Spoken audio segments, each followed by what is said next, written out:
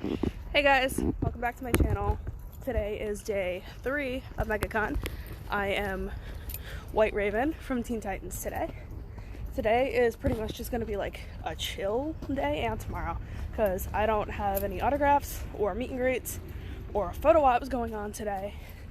The only really big thing that I want to do today is the Star Wars panel with Ewan McGregor and Hayden Christensen. That is tonight at like 6 o'clock.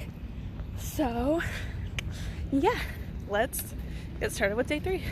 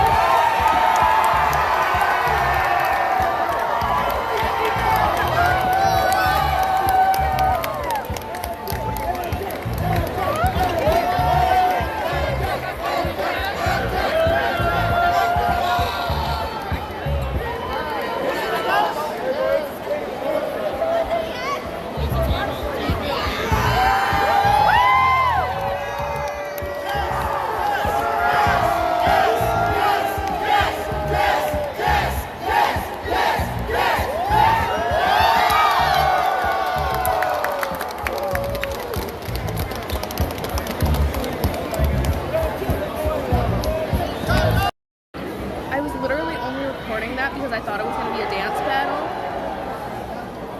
And he proposed! That's adorable. I love conventions, man.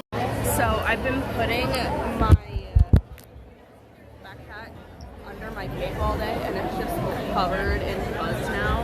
And that's absolutely hilarious because it looks like it's glittery. I love that.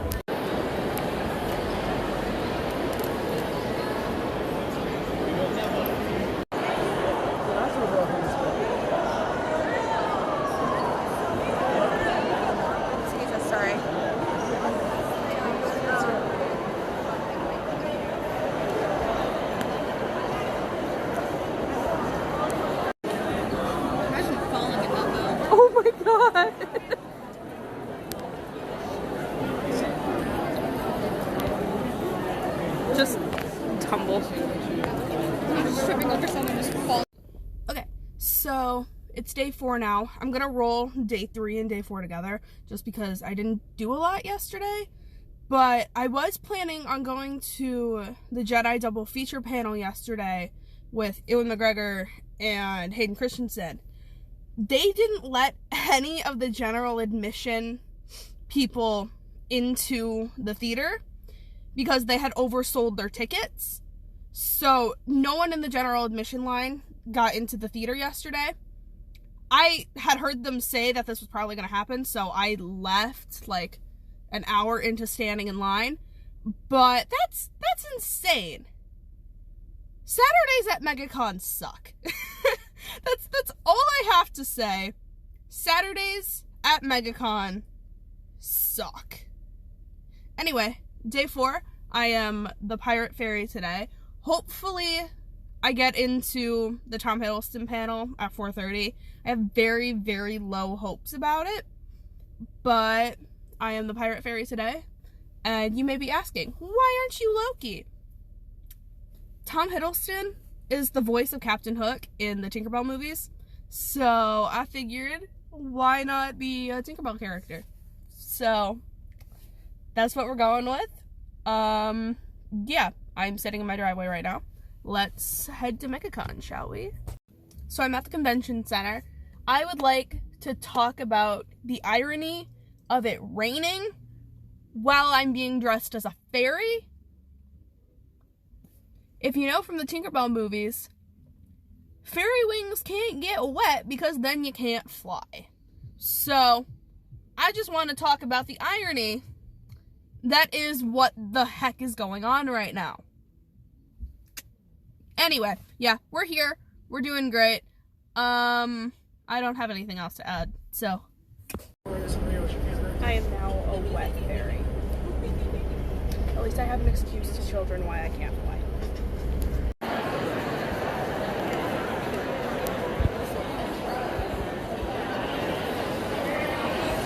I met you all yesterday. But my question is, so as I told you yesterday, I have been watching the show basically since birth. And anytime I am feeling down because of mental health or sick or anything like that, I have always come back to Charmed.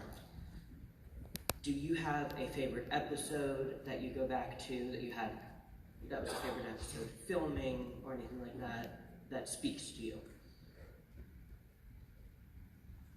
Well, it's definitely not the one where you died. It was a really good episode. It was my favorite episode and my least favorite episode. I obviously didn't know what was happening to me, but so it was my favorite episode because I thought it was probably the best acting. I think that we did some really special stuff together. Oh, thank you. I was directing. No, you did. You gave a phenomenal. She never says best. Performance. But I also loved the Western. Just being on those horses and that outfit that I was wearing was so cool. And I wish I had taken the cowboy hat. Like, You should have. That cowboy hat was epic. It was probably expensive. So those are mine. What are those? For me, I would have to say, in regards to your question and relating it to, something that helps people, helps soothe them, which a lot of Charmed and a lot of different shows for different people are that. For me, it was a page from the past, and I got so many kids that would come up to me for years and just say I was adopted or I was an outcast in my family, and this helped me just kind of feel better and safer and know that I was loved by a greater spirit than even just a physical family. And that's really cool that you experienced that. I love that. Thank you. You look fabulous today, by the way. Fabulous. Okay, go ahead. What's your question? My name's Keyshawn. I was wondering if you had either a favorite season of the film or a least favorite season of the film. Well, it's not the one where you died. It's a tricky question for me because if I say season 3, they're like, oh. But then if I say season 4, they're like, oh. So I can't say those two at all. So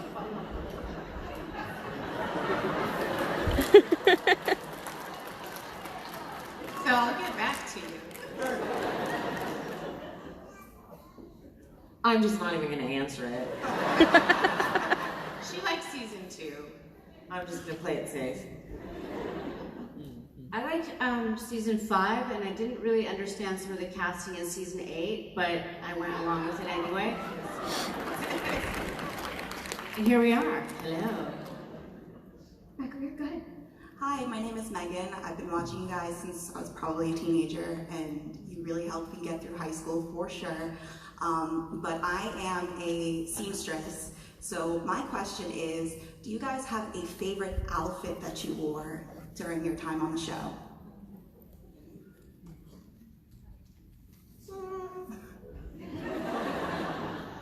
The goddess one was okay. The Amazon lady, not so much. Weird pieces of pleather. I think your favorite was when you were Glinda. The Good Never. Witch. Never. That was definitely your favorite. That was the most uncomfortable scratch. And I'm thing. gonna post a picture of And you doing that again. Why so would everyone you do can such a see thing? mine. Ugh. I can still smell it. A weird smell. I loved my Halloween costume though. That Yours was was yeah, good. it was very I'll pretty. give you that. I have a lot of respect for seamstresses and the art of tailoring and that craft. It's incredible. We actually, they had to work really fast, and there's usually a lot of people they had to dress. And sometimes I was like, are you kidding me? And then other times I was really impressed. The Evil Enchantress for me, with the long green velvet gown, was like my favorite. Also, I like playing evil because it makes me laugh inside. I have a froggy voice this morning, excuse me. Hello. Thank you. We often couldn't leave scissors around Rose because she would alter her costume. True. Let me improve on this and then get it fixed. Hey guys, my name is Emilio. Unfortunately, my question is for Rose McGowan. What was your experience like on screen? What was my what? Experience like on screen. Unfortunately. She meant an unfortunate. I have a lot of charm questions, but I'm allowed to only ask one. Okay, okay. It was fucking awesome. Woo! I love Wes Craven. I love that cast. They were like, it was so early on in my career, like, it was just, there's no concept of how much, you know, as they say in the film industry, it has legs if it keeps going, it keeps building, right? I didn't know, like, it was gonna, like, be the train that wouldn't stop, but I was lucky. They were, like, a really great bunch of people that I love seeing, and yeah, like, it was, for me, the funniest thing was that there was a psychic, and this kind of relates to charmed witchy powers, at the premiere of Scream. And it was a big thing in the paper in the Los Angeles Times the next day. She predicted the movie was going to go poof and fizzle at the box office. Suck it! Thank you. Did you say you have a charmed question for the three of them as well? Yes, actually. Sorry.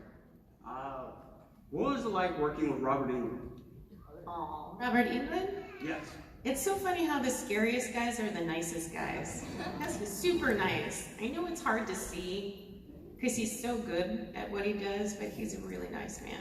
Very gentle. Yeah, we get to see him a bunch at these conventions. So. Awesome, thank you. You guys are awesome. Hi, my name is Nancy. I actually grew up watching the show when it first came out in 1998.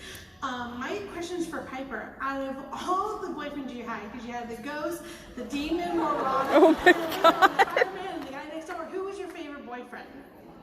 That's a tough one. I know I'm supposed to say Leo. Not here. But you know he was going to watch this. He's back. not. Dad. I mean, neighbor Dan. Woo! Not hard to look at.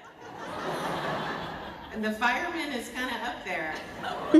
And then we had, what was the dream guy? The one you got for your birthday. Yes, the perfect guy. That was incredible. He was like a quite famous actor. Is this loud or just to me? Sounds like really. Is this really loud when I'm talking on this? We sound It's okay. Okay. No, he was quite famous in Mexico as an actor, and it was his first American or English role. Deep tissue, and he, I guess. but he was like the perfect man, and I was so jealous that she got him, and that Paige did not get the perfect man. And he would. I didn't want anyone to correct the way he delivered his lines because he said, "I will give you deep tissue massages." I want deep tissue massages from you. Yes, indeed. So good. I think he wins. Eduardo. Yeah.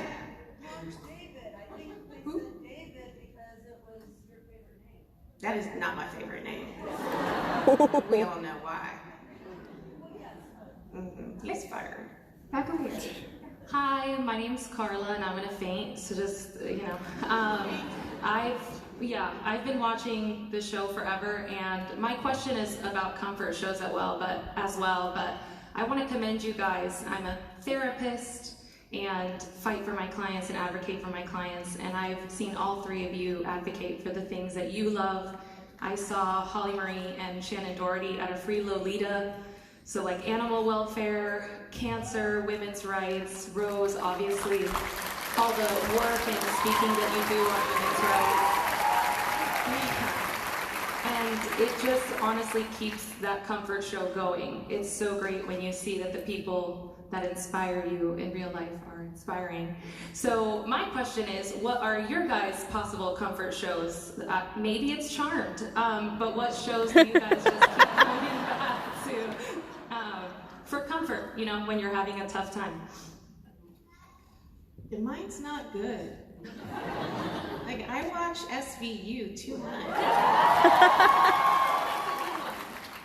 My husband looks at me weird. He's like, why do you go to sleep to this every night? I'm like, because I'm planning your death. Just kidding. Just kidding.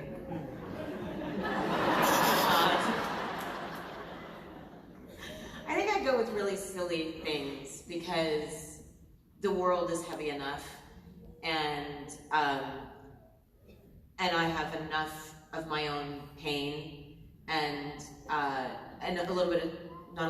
lot of trauma that I'm currently healing from, that my podcast is actually really helping me heal. Some people want to call it drama, but for me it's actually trauma, and I'm finally getting to address the trauma that I went through all throughout my life. And so when I go to bed at night, I want to be comforted, and I was a big Seinfeld person, so I watched a lot of Seinfeld. I always had like a crazy crush on Jerry Seinfeld, like crazy crush, but I recently just binged Young Sheldon and fell in love with it. So I'm not very, you know, when I'm awake and I don't want to be comforted, then I like, you know, things like Holly does, where I can figure out ways to take people out. For me, it goes in cycles. I go between classic films that I've seen a million times, different films, and then Schitt's Creek is I can watch it. David! Love her. Thank you guys so much. Back over here, go ahead. Hi ladies, first of all, you look Always have chosen who she is and her sisters. I understand that. I'm the oldest of three, so. Yeah, but thank you. Thank you so much. You're amazing. Thank you. Hi, my name is Eric. It's an honor to be here with you ladies. So I heard a rumor online that there was a Charmed Christmas episode that was either written or filmed. I was wondering if you could deny or confirm. No, not true? No, we weren't allowed Christmas. Okay. Well, thank you guys. Who stole Christmas? Go ahead. Hello, my name is Lily. You guys got me through, like, the show got me through my first year of college because, you know, it's kind of hard. And it was so influential because I started watching it when I was little, like the outfits and the scenery and like everything. So what moment from the show do you think is like the most influential for you personally? Well, I liked when Piper got a club. I was excited about that. You helped. Yeah. You helped. We were partners. And I did the day-to-day, but yeah. Didn't I give you the money to start it? Part of it. Not all of it. Some of it. Probably a good chunk. A small percentage. Then I paid you back. No, because we were still partners. Now I paid you back. Not sure that was ever really aired out there. Yeah.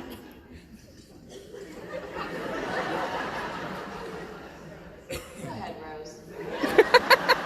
I went away somewhere. What happened? Influential moments.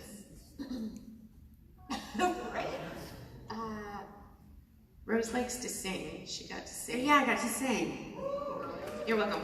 And I had a song in my head this morning. I was watching a dog video, and then it tricked and went into a Disney song that I don't know. Can you guys have? I can show you the world. What? What's the rest of it? Oh my God.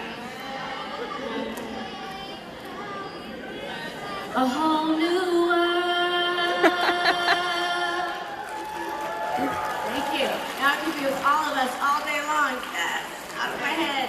This is a fun fact. fact about Rose: when she has a song stuck in her head, she will get it stuck in yours. Password. It's the only way to get it out. Thank you for being of service. I'm happy to be with you all in song today. Thank you. Yep. She's like, what? That's awesome. It's amazing. Yeah. It's so nerdy. I love that I'm excited to share that with I also love it's like you guys are getting like into the zone and they're like top 10. Like they just like trying to give you a quiz on all these things. Yeah. Can we do this at lunch? Yeah. Now, Gaten, I saw you in Into the Woods and Hollywood Bowl. You did? Yeah, I went and saw that show and I was so impressed, man. Thank you. It was really good work, and I'm wondering what you want to do next. Do you want to do musicals? Do you have any drive for more stage work? That was a really good show. Thank you so much. I had so much fun over there. I kind of that was like 2 weeks of just observing. I was kind of just sitting in the corner like, I don't know how I got in this room, but the fact that I'm here is incredible. That was just wonderful. I love the stage. That's where I started. It's where I'd love to do a big bulk of my work going forward. But we've got like a good amount of time on lock for season 5 at the moment, so I think it's good to focus on that. I'd love to do more on screen as well. I think my thing is I just want to do things that I'm bad at, because the only moments for your own journey to look back on. To look back on. I mean, yeah, I'd say. I think. You said it well. I'm gonna take that. Yeah, definitely. All right, we're gonna go this side first because you promised you would praise it shortly. Hey guys, so when Stranger Things initially came out, I was like in my sophomore year of high school, and I told everybody that this has a real Goonies vibe to it. Yeah, for sure. Your chemistry and everything like that. So, Dustin, Gaten, you're my absolute favorite character. Oh, thanks, dude. I see you as a mix of Chunk. Sorry, Finn. Hey, you're up there too, my friend. You guys are all. No, it's good. It's fine. Don't worry about it. So, Gaten, I see you as a mix of Chunk and Data, like a perfect harmony between For real? the two. That's fun. But I also think he's mean though. Like I think he's like Mouth too. I think he's a good weird mix of like if anybody I think is like a more of a Goonies character, I feel like he does it too. Because like he's also a bit of an asshole. I think that's really well. In the convenient time, you save the world with you and Susie working together. Yes, you know, indeed. just that perfect like line-up moment. It's fun to film. It's fun. It was really fun to film. So my question for you guys is, if you could take it from any kind of 80s or any kind of thing that you're into, what character would you say best matches your character? What kind of vibe did you get into when you were going with your character? Cool question. Yeah, no, I think like Mikey from the Goonies was like a huge inspiration for the character, for the writing of the character, and yeah, I mean, it was really cool also having Sean Astin be a part of it because it was kind of like a full circle moment.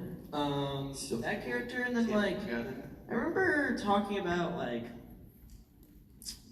there's like Hopper's character is based on like Richard Dreyfuss from Jaws, and so yeah, I mean, everyone sort of has like a kind of characters that they were like taken from, but there's like a bit of a lot of characters in all of them. Something I noticed is that not necessarily just like specific characters, but I noticed like certain characters, like with like other characters in like other media, like resembling who you're playing. But I noticed like arcs of different movies and genres that are emulated in specific characters. Like I noticed like just a general vibe and overlap of Stand By Me with you specifically.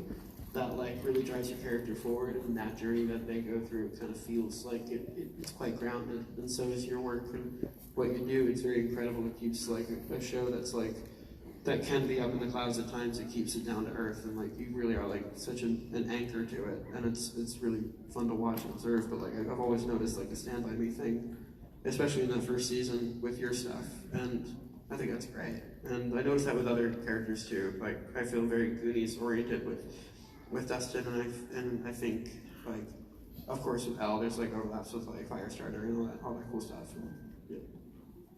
You. Do you have an archetypal character? It's a great question, but I have no idea who Chrissy would be in the 80s. So I guess there's like your sort of storyline is very Nightmare on Elm Street, like Yes, yeah. yes, it is. Yeah, for sure. That's the storyline, yeah. Oh, we're gonna over here. Thank you.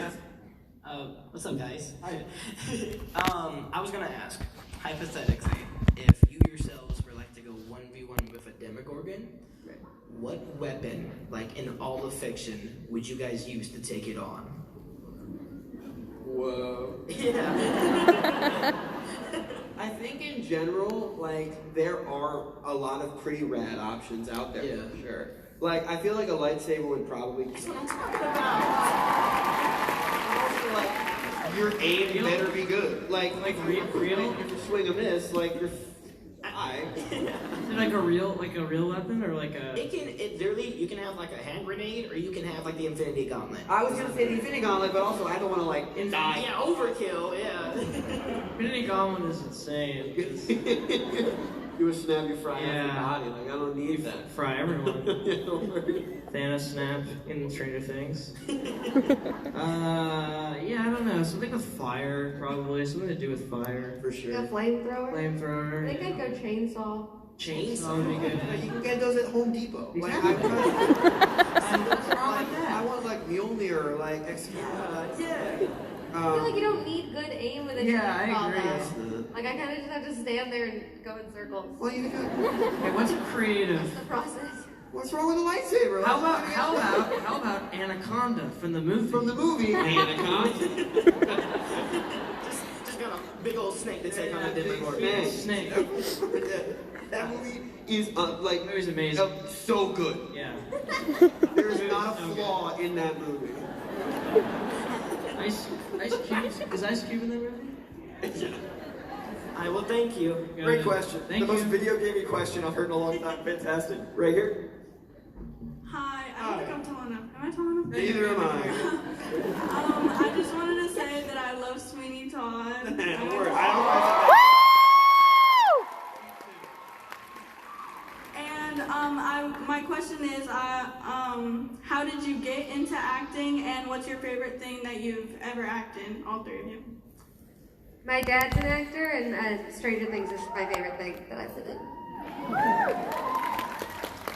My sister was acting, and I wanted to be like my big sister. And I only say that because she's here. I don't know where. She's not gonna wave. She's like, I don't care. My favorite stand thing, up and take a bow. My favorite thing I've ever done is Stranger Things. I mean, it's like, I feel like it would be disrespectful to say anything else. It's just like, it's home, and it's the thing that's just defined our careers so far, and will very likely define our careers for the rest of our lives, which is a real blessing. Yeah, very similar. I got into acting because of my older brother, so it was all. But yeah, he was in the theater and stuff like that. But yeah, I mean, as well, Stranger Things, because I can feel a red dot right now on my chest. We're in the upside down if you answered it correctly. Right here. Thank you. It is really awesome to have y'all have Megacon, and my question is for Finn. I just love you being in. I just like you being in horror movies, and I hope to see you do some more. But my question is for you: which part do you like playing more? The It movies, or Stranger Things, or Ghostbusters? You have a friggin' lineup. You know that? That you've got like a nerd's like wet dream of a lineup right there. That's awesome. Yeah, that's how I like my career to be described. Nerds my dream.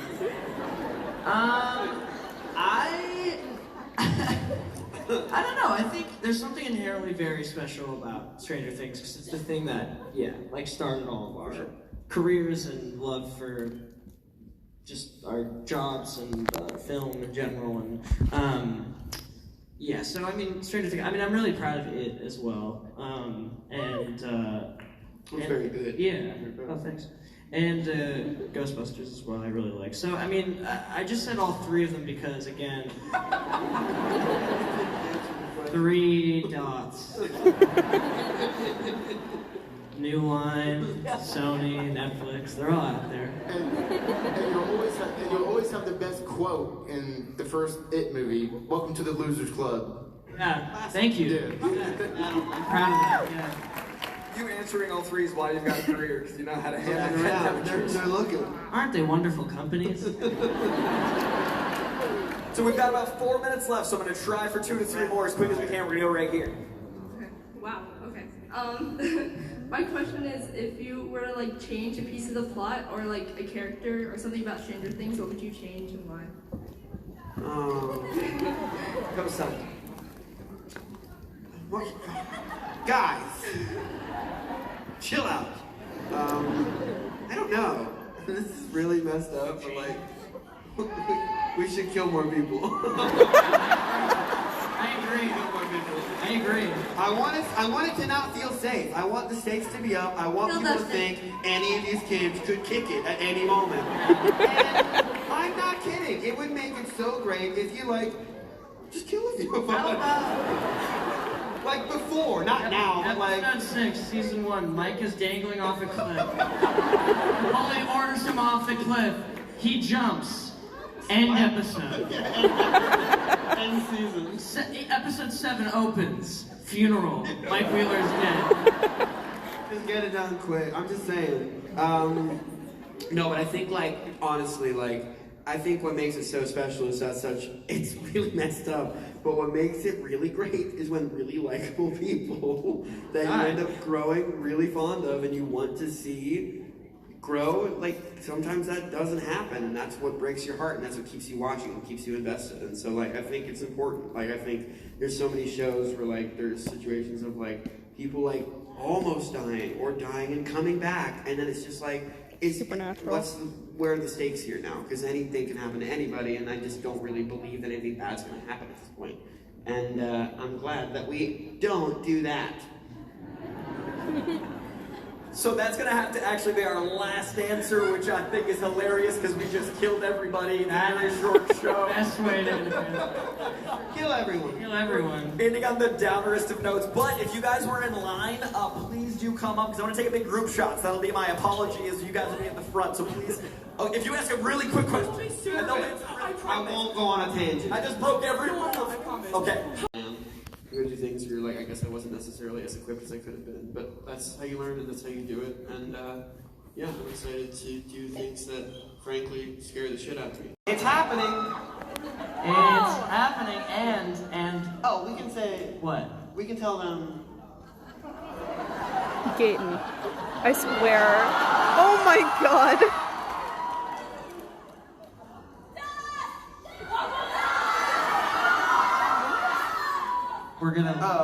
We're gonna leave it, I think. No, we're gonna leave it. Yeah, we're gonna. Wow.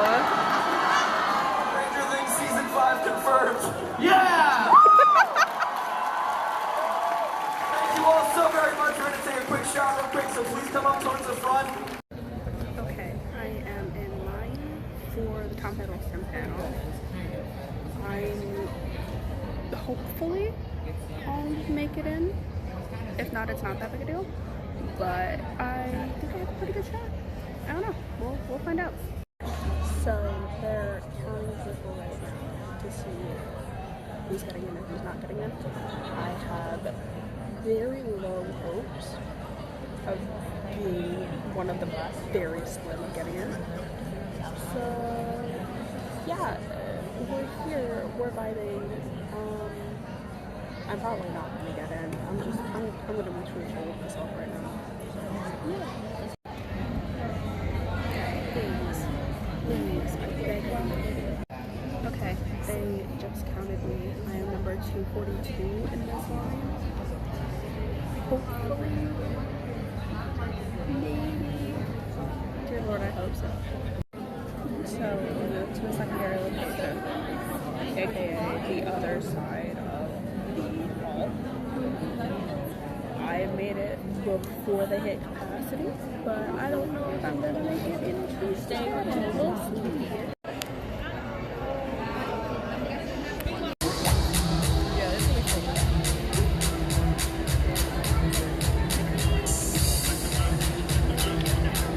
You may realize, for those of you that were in line throughout the day for autographs or photo ops, Tom is running behind.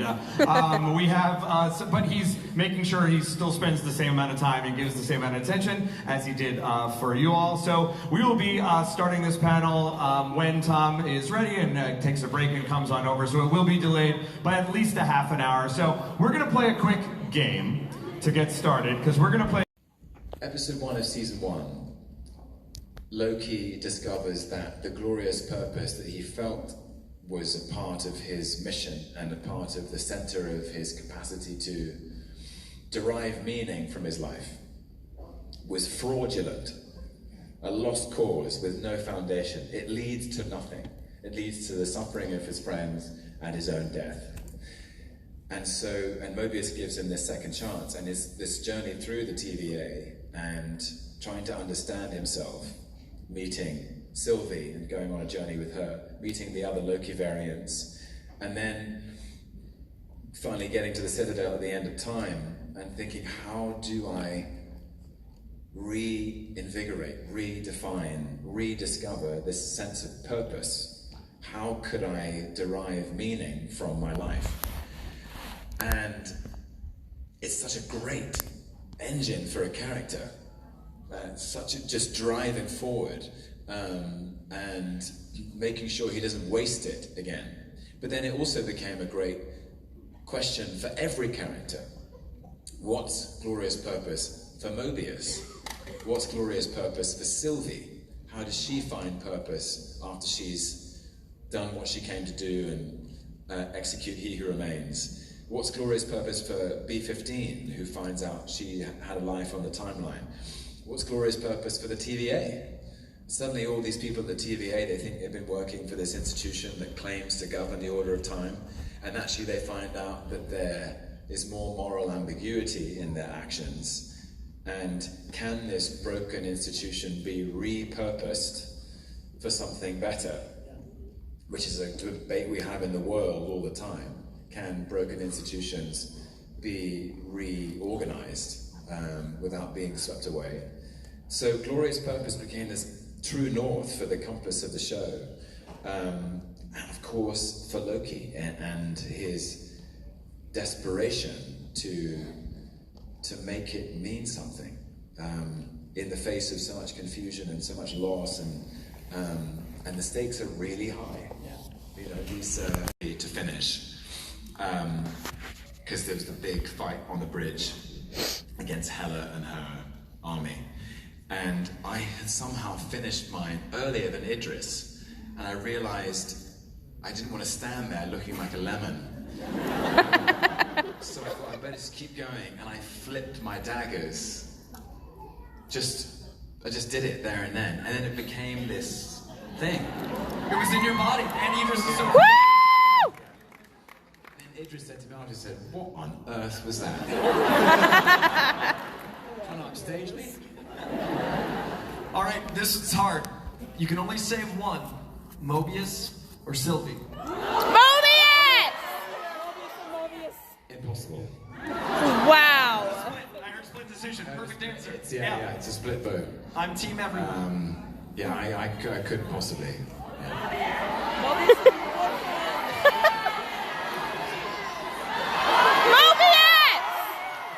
I agree. Exactly right. Wow. Characters, it went from all that to just Loki. And final question, King of Asgard or King of all time? Asgard. I don't like having that much responsibility. For all time.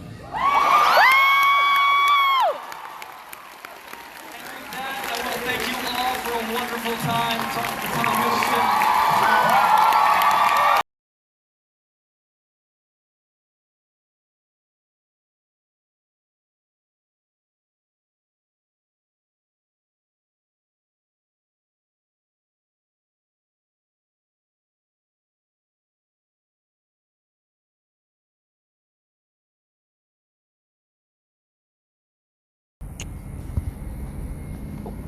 There's Thor.